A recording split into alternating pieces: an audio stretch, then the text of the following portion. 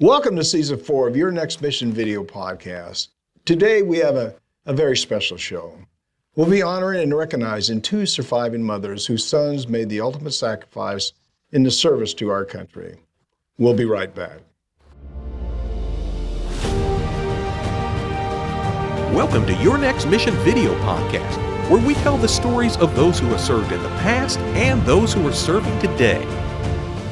From transition to financial wellness, VA benefits to mental health, we cover issues facing veterans, active military, and their families.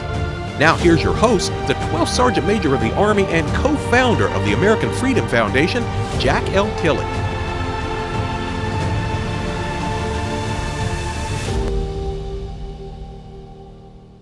Hello out there, warriors past and present, and your families, and thank you for your service to our great country. Now, before we get started, I personally want to thank our presenting sponsors, Navy Federal Credit Union and Purdue University Global, for making Your Next Mission happen. They love our veterans and families, and I say it every week, we love them too. As I said earlier, we have a very special show today, and I'm so honored to introduce two incredible ladies, surviving mothers, Terri Jones and Sheri Goode from TAPS. Welcome to the show. Thank you. Thank you. All right, I'm going to show that enthusiasm. Oh, never mind. Hey, would each one of you like to tell us a little bit about yourself and maybe share your story? And Sheri, we'll start with you. Okay. My husband and I had three boys, and Jordan was our middle son. He was 21 when he was killed in action. He had only actually been in the Army for 2 years. He was stationed in Fort Bragg, North Carolina. He was then deployed to Afghanistan, and he was killed in August 2007. Okay. Terri, how about yourself? You want to share your story a little bit with us? Sure. Again, my name is Terri Jones. I am the surviving mother of Specialist Jason Edward Cooper. He was my oldest son. He joined the Army Reserves in 2003 and was sent to Iraq in 2004, served there for a year with the 308th Quartermaster Unit. Came home in March of 2005, and he died by suicide in July of 2005. The Tragedy Assistance Program for Survivors, also known as TAPS, is such a great organization, helping those who've lost loved ones. Would each one of you tell us how you got involved with TAPS? Sure. And Terri, we'll start with you there. Okay, sure. Well, as I shared, my son died in 2005. I didn't find TAPS until about 2012. I had been working on the side of kind of more of an veteran suicide prevention area, and I got a postcard in the mail from TAPS that they were having the National Military Suicide Survivor Seminar. They were having that in San Diego, and I was super excited to go. At that point, I hadn't been on a plane very often, but I got on a plane and I signed up for all the programs, everything they had, and was just overwhelmed to be able to meet other families who had been going through what I had been through. And today it is just my family. TAPS is my family. Yeah. Do you stay contacted with some of the other people that you met with the conferences that maybe had to, involved with suicide also? I mean, do you have a group of people that you communicate with quite a bit? Absolutely. I think we're bonded for life. Oh, is that right? Yeah. It's just when you meet others that understand what you're going through, and just I feel like grief is kind of your own language. It's a foreign language to other people that haven't been through it. And when you finally meet someone who is able to speak that language, it truly is just a a very bonding and healing experience. Yeah, I tell everybody, unless you walked in my shoes, you just don't understand. It's certainly not. Sheri, how about yourself? Anything you want to share with us? I'm trying. I really had to think about this question because I feel like we've been involved with TAPS since the beginning, which I guess when my husband and I talked about it, we really have been. I'm not sure exactly how they got a hold of me or who invited us, but it was very strange because it was in Michigan and there's just not a lot of things that happen in Michigan, period. So it was we were about 6 months out, and that was a very short amount of time for us to have just lost our son. And we walked into this group of people and they asked specifically, how long it has been for people that have lost their person. And we were the newest people. And of course, we're like sobbing. And I looked at my husband and I said, this is the dumbest thing we've ever done. Like, this is horrible, because God knows you don't want to sit there and keep crying the whole time. But it ended up being the best thing that could possibly happen because, like Terry's saying, that you are able to meet other people that have walked your walk. And, we also have made friends for life. And I just honestly don't know what we would have done without them at this point. Yeah, I've unfortunately, I told you both, I stayed in the military a long time, and I've seen a lot of things in my life, and I've certainly cried a lot in my life about people that you've lost in different places that you've been to live, and it never gets easier. It's No. always tough, especially if you lose somebody that's a loved one. Would you tell us all about the different programs that TAPS offers to help those who've lost a loved one? And Sheri, I guess we'll start with you again.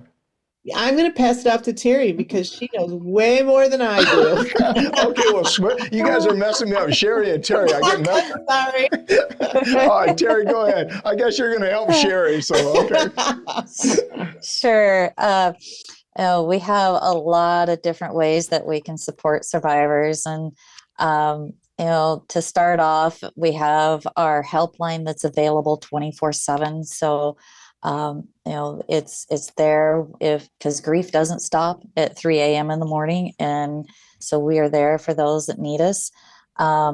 We have our community-based care program, which helps survivors find local counseling and services within their own area.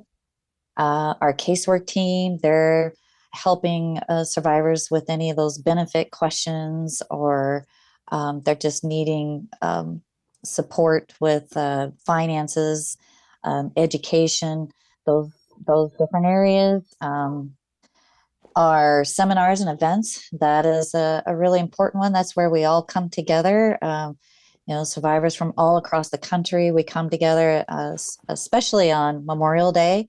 We come together in DC for our National Military Survivor Seminar for over Memorial Day, and we attend different events that are going on in DC, but we also are together.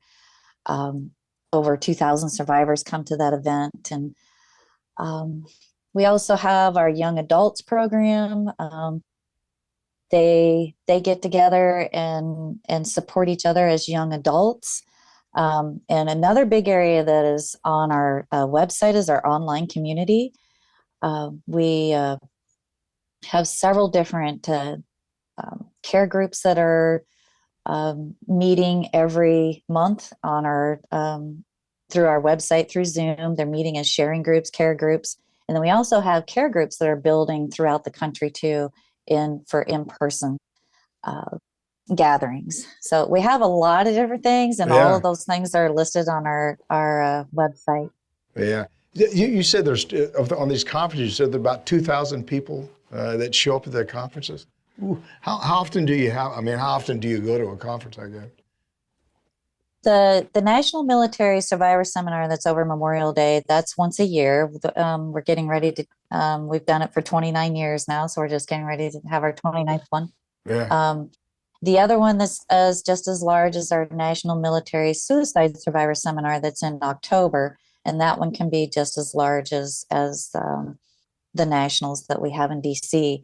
The others are, we call them regionals, and they're smaller gatherings and that we hold throughout the country in different areas.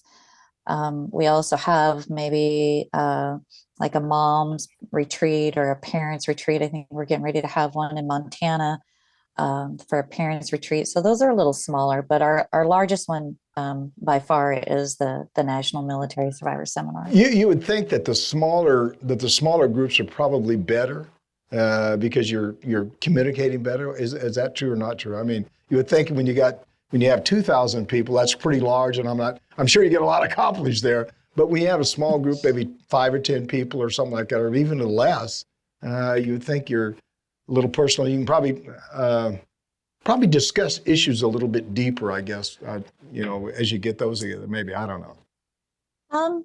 I would say you're probably right. The smaller groups that, they do bond, but I've seen, at the larger events too, it's just the validation of being with that many people who understand what you're going through is really helpful and healing. And you really start to build that community, which is what TAPS is. It truly is a community of survivors. Yeah. One last question here. Is there more husbands involved? Is there a lot of husbands involved with the process, or is there a lot more moms involved with the process? I don't know why I'm asking this question, but I guess I do know because I'm curious, I guess. But it seemed to me that the mothers sort of come together a little bit quicker and easier, and they communicate a little bit. With the fathers, in some cases, maybe they don't want to talk as much about it. I don't know. Does that make sense to you? Yes, it makes a lot of sense to me. Okay. So my husband was very, very hesitant about coming, and if it wasn't for me pushing him, he would not do it at all. But he has been a part of some of the sports programs and some of the men's expeditions, and he is totally hooked. Like, these guys are friends for life again, and men tend to think that they don't need the help. They can do this all on their own. Yeah. And cannot. Yeah. They cannot. Yeah. And do not. So it's been very helpful. Yeah. But I think more moms definitely come together because women like to talk more than men.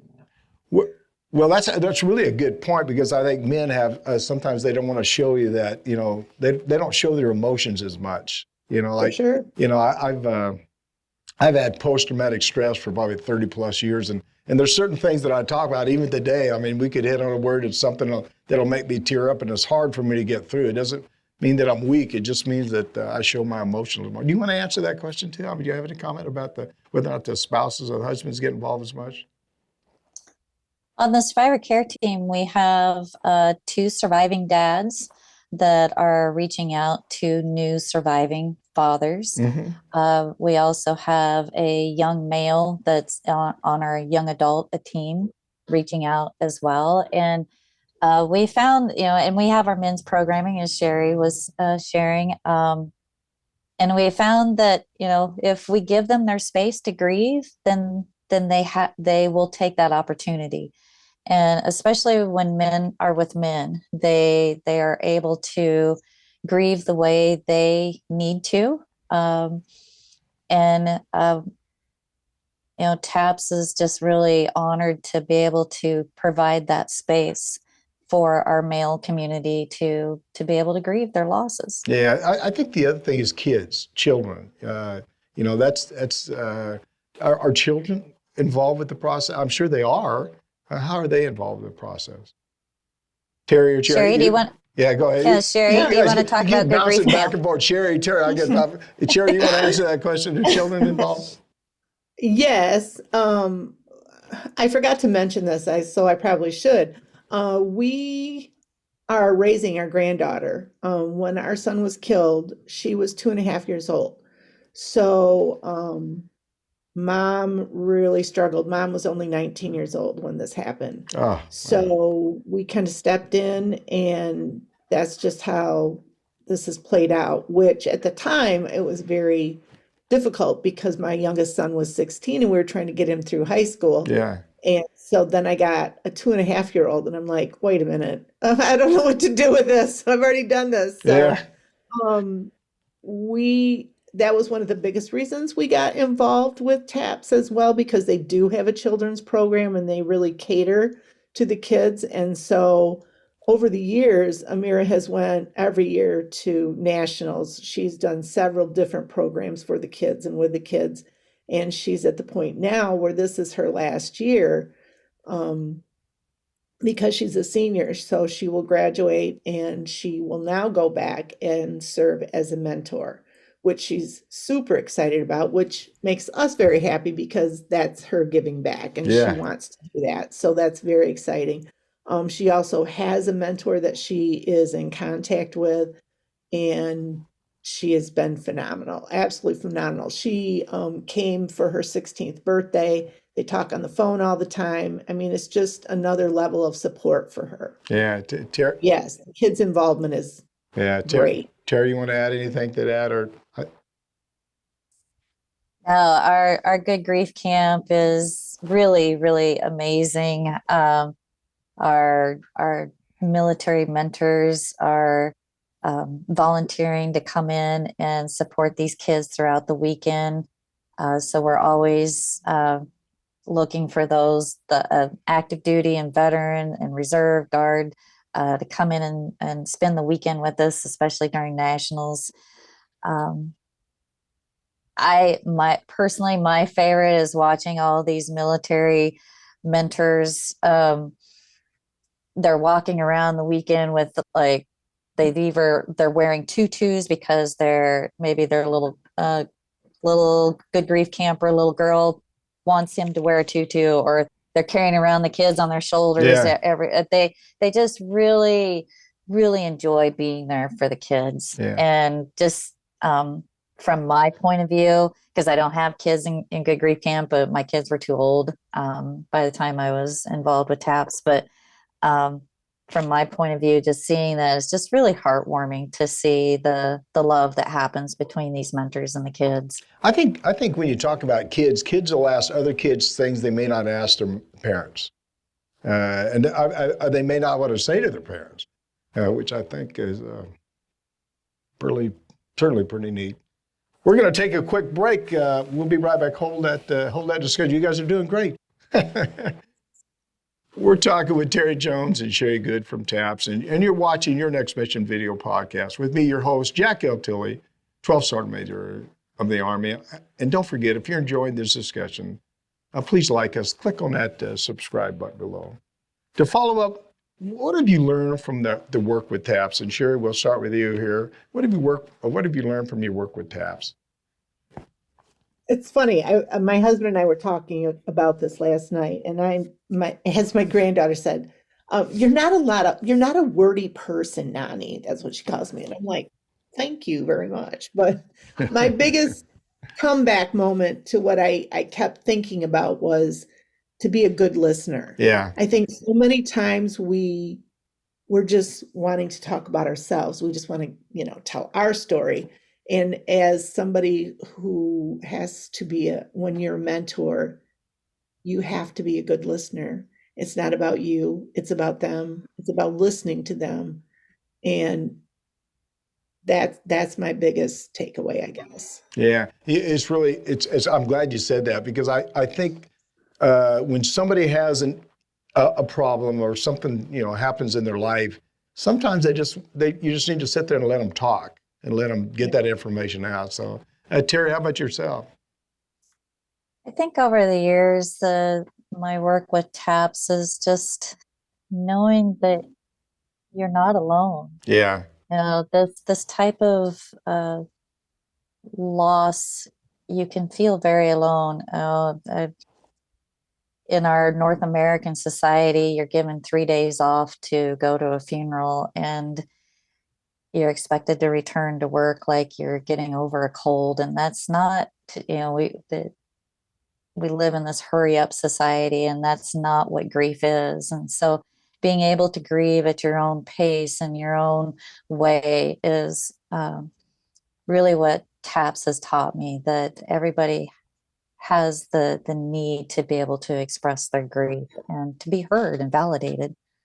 Yeah. Terri, loss is difficult for all of us to talk about. And What advice would you give those who have gone through, what you have? That there are others out there. Yeah. Again, you're not alone. And um, I would recommend finding others. Join those care groups. Take a chance. Join those care groups and meet others who are also grieving their loved one. If you and counseling, it's just as important as your physical health. Your mental health is just as important. Seeking out professional care, but don't do it alone. And you don't have to do it alone. Yeah. Sheri, same question. What do you want to add anything? A lot of the same. Just be willing to reach out. Don't try to do it on your own. And self-care, I think, is a really big thing too.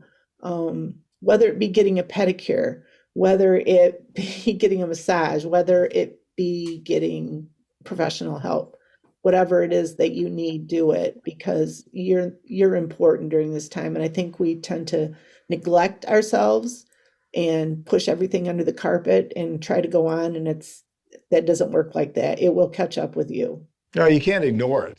It's not going to go away. You can. Well, you can try to, yeah, but you can't Right. ignore it. And I think some people sometimes they'll go home and they're grieving and they don't know what to do, and they'll just sit in a chair and be by themselves. And I tell people all the time, in the military, we're all part of a family. Whether or not you're a general or a private in the military, you're all part of a family. You all have issues, and we all really, quite frankly, want to take care of each other. And sometimes it's, again, that's why I asked about the husbands or the fathers about whether or not they get involved with the process, because a lot of times maybe they don't want to talk about it. But the best thing that you do, and you said it already, Sheri, is to be a good listener, but be a good communicator and tell people, don't hold back. I talk to people sometime, and I tell them about my story. I was overran, 20 wounded, and 7 killed in Vietnam, and I have suffered from post-traumatic stress for probably 50 years. And there's certain things that I talk about that I'll tear up. So it's for me, I just blab. I just talk. I tell people how I feel, and sometimes people get offended. I guess probably a little bit, but I don't really care because it makes me feel better. And I think it's the same for you guys. Sometimes, if you just talk about it, whether or not, I hope they're listening, but just talk about it. Tell people how you feel and don't hold back. I'm sure, based on my communication with you right now, I'm sure neither one of you hold back anyway. So I appreciate what you guys are doing. There's no question. We're going to take a quick break, and we're having a great discussion. We'll be right back. And we got a lot more to talk about, so don't you go anywhere. We'll be right back. You're watching your Next Mission Video Podcast. You're watching Your Next Mission Video Podcast, proudly presented by Navy Federal Credit Union, the most trusted credit union owned by members of the military community, serving all branches of the armed forces and their families. Their members are the mission. Learn more at NavyFederal.org. Purdue Global. You're ready for a comeback, and with Purdue Global, you can do more than take classes. You can take charge of your story, of your career, of your life. Earn a degree you can be proud of and get an education employers respect. Start your comeback at PurdueGlobal.edu. Now back to your host, the 12th Sergeant Major of the Army, Jack L. Tilley.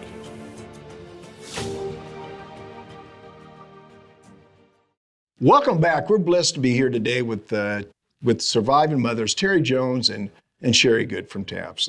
And I want all of our viewers to reach out to them directly. Tell us about your transition out of the military. Tell us what topics you'd like us to cover. We want to cover the topic. This is not my show. This is our show. Tell us what you want me to talk about. You can call or text me at 844-424-1134, and I'll actually reach back out to you. Or send me an email at smatilley@yournextmission.org. Terri, Sheri, I'm never going to get that right. Terri, Sheri, we're heading into our final set with you today. And thank you I can't thank you enough. Thank you so much for being with us today. With Memorial Day weekend coming up, how is TAPS planning to honor and support those who have lost their loved one? Sheri, I guess, Terri, I got Terri, Sheri, go ahead. One of you go, Terri, go ahead. The question again was, how does TAPS support on Memorial Yes, Day? yes, absolutely. How So does that? Yeah. that's Uh, their national seminar, which we will be attending. As I said, Amira is a senior this year, so it holds extra special for us. And extra special because, as Terry said, we meet each other at smaller gatherings, but also at nationals. It's kind of where everybody comes together and you get to see everybody that you haven't seen yeah. in maybe a year or 2 years or whatever. But it's definitely a meeting of like minds and friends for life. Yeah. So it's a Yeah. great way to honor our kids. Do you think that's therapy for you when you go to this conference? I mean, Huge. I oh, is didn't it? go one year and I was like, oh, we're just not going to go. And I sat here all weekend. It was horrible because I knew everybody was there, that I knew, and I just kind of had blown it off. And I just thought, well, we don't need this. We're okay now. We can we can get through it. And it was really hard. It was hard to see pictures, and it was hard to see everybody gathering together, and it was just kind of like a hole in my heart. I'm like, I can't do this again. So we've never missed They again. got you locked in. Yeah, yeah. Well, it's Very much again, so. you've all become part of a family, and you all pull Very together with much each other, so. and you all help each other, and you all want to talk to Yep, each other. for And sure. it's almost, I would imagine now, just like you just said, though, it's almost like you let them down if you don't show up. And they Yeah. say, "Gee," and It's they're a family reunion. well, and they probably call you and say, "Are you okay? Everything okay? What's going on?" Absolutely. They Terry, how about yourself? do. I absolutely love being in DC for Memorial Day, and especially for this seminar, because it is large, but it's just really honoring to have so many families together, and we're taking that weekend to really honor and remember our loved ones who served. And that's not always done all across the country on Memorial Day, but DC does that right. And we have our wall of heroes at the seminar at the hotel that has all their pictures up of our fallen heroes, and it's just a really just honoring and humble place to be with everyone. Um, and remembering our loved ones together.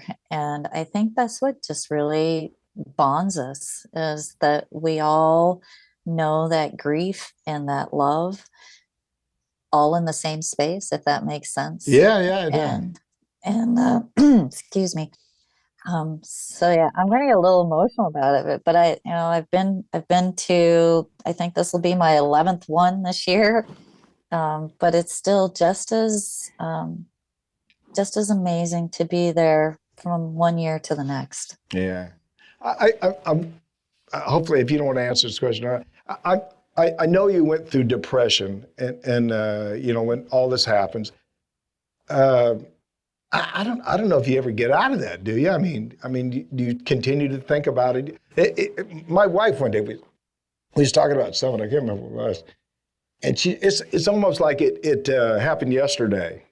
You know what I mean? Does it ever go away? I'm sure it gets better every day, but do you have those days you say, "Geez, it's just tough to get through this one"? Terry, Terry, how about you? I would say that, when we talk about day one, that's the day after your loved one died. Um, Today doesn't feel like day one. Are there days that can bring you back to that sadness? Yes, but from day one till now, you've learned a lot of coping skills. You've learned a lot of um, ways to process it. So it's not as heavy, it's not as deep, but the loss is always there. Yeah, There will always be that I have a son who has died. So there will always be that feeling, but I'm not in that state of not being able to get out of bed on yeah, day one. Yeah. yeah, yeah. Sherry, same question, right? Same. Does it get better? That's always a difficult question for me, but I guess my answer is it's different. Our life is different. Everything about our life is different. And about bringing you back, there's so many days that I get through it and I'm like, I'm good, I'm okay. A couple weeks ago, we sent out invitations for his daughter's graduation. Don't want to cry. And some guys from his unit messaged back and said, "Oh my gosh, she is so beautiful and she looks just like Jordan." And they're like, "We're coming. We're coming. We're coming to her graduation. This is it." And so as lovely as that is, it kind of just took me back down this horrible, I miss him so much. And especially now, he's missing prom. He's missing, graduation. So, it's a journey. Yeah. Oh. To And close, I go ahead, Terry. Go ahead. well, I would like to say, for Sheri and I, it's been many years since our sons have died, and that is TAPS never goes away. TAPS is here for us for as long as because you do go through those events of graduation and prom, that can bring up emotions, and so that's why we are always here, no matter however long you need us. Well, the thing about it, if you look at it, TAPS is an unsung hero. A lot of people may not know about TAPS unless they have to know about TAPS, but they're really that people that put stuff together that make sure that your needs are taken care of as much as they can anyway. So that's really pretty neat. That's for sure. To close out, I'd like to ask both of you how helping others deal with their grief help you deal with your grief over the past years. Sheri or Terri? Wait a minute, I'll get messed up. Terri or Sheri? Who's on there? Terri, go ahead, Terri. Sure. I have had many, many hours of conversations with surviving moms and survivors, and it truly,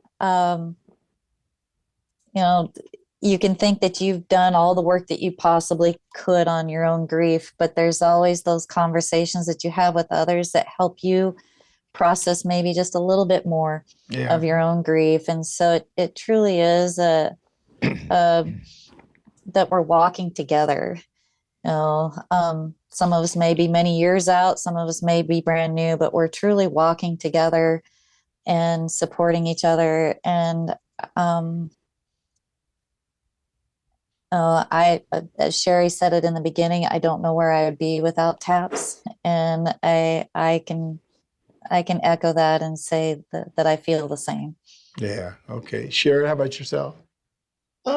It's really given me like a purpose and a focus, because I think in the beginning you're just so laser focused on, the holes in your heart. And so by giving back and being able to talk to other moms that are going through the same thing and being the listener that you need to be, I think that's helped a lot for us to just kind of get through this, and knowing that other people have walked the same path. Yeah, yeah. Any final thoughts? Anything that maybe you'd like to share with the audience that maybe we missed? Terri or Sheri, which one wants to go first? Terri, go ahead, Terri. Any final thoughts? I'd love for our veteran community to know that TAPS is here for those that are experiencing a loss. That we're here for all of our military families, whether you're active duty or reserve, guard, or veteran status. We're here as a family to support those that have had a loss. Yeah. Sheri, how about yourself? Just thank you. Thank you for honoring our boys and for talking about these things. Yeah. First of all, thank you for coming on the show. This is so important for us to talk about these issues. And I just, like I told you before, there's certain things that I'll say that are hard for me to say, but I just appreciate you, and I appreciate, and I'm sorry for your loss, that's for sure. But God bless both of you for what you're doing and what you continue to do for our families in this country. I said a minute ago that TAPS is an unsung hero. You guys are, in my book, certainly heroes. So God bless you. Thank you. Thank you, Sergeant Major. I appreciate That's- that. I had a long time in the military, so I told you before, I've probably seen too much stuff in my lifetime, but this is never easy, that's for sure. Thanks to Terri Jones and Sheri Goode for being with us today. I'm Jack Tilley, 12th Sergeant Major of the Army. You've been watching Your Next Mission video podcast, and thank you for watching it. This is an important subject for us to talk about. And it's an important subject for us to remember we're all part of a family. We need to make sure that we stay with each other. We need to help each other just as much as we can. Please visit our website at yournextmission.org and leave me a review. You can also visit our nonprofit partners there and see all the jobs that we can provide for you. We'll assist you in any way we can for your transition from the military. Also, please visit our corporate partners and see all the jobs that are available. Please know we want to assist you any way we can. Please follow me on all my personal social media channels or Facebook, Twitter, Instagram, YouTube, LinkedIn, or Rumble. And if you enjoyed the discussion with Terri and Sheri, please like us. Click on that subscribe button below. Don't forget, we want to hear from you. Please leave me a message or send me a text at 844-424-1134 or send me an email at smatilley@yournextmission.org. Thanks again to Terri Jones and Sheri Goode for joining us today. It was just unbelievable to have them on the show. And probably what I'll say today, I always got a part where I have my final thoughts. Remember, we're all part of a family. We all struggle. We all got to work through issues. But just remember, you're never alone. Just like Sheri said, be a good listener, be a good communicator. Talk to each other, help each other. Together, we're all just a whole lot stronger. And thanks to TAPS for what they're doing. They're making a difference. I said a minute ago that the unsung heroes, but they're making a difference with a lot of people that we may never know, but a lot of people that need help, need assistance. So if you have a chance to help TAPS or talk to people from TAPS or even donate some money to TAPS, do it. Make a difference. Just don't sit back and not do anything. Again, thanks for watching. Thanks to New Mind Studio, of course, our presenting sponsors, Navy Federal Credit Union, Purdue University Global. We appreciate all you do for our military. And as always, see you on the high ground. Hooah! You've been listening to Your Next Mission, brought to you by the American Freedom Foundation. Learn more by visiting yournextmission.org.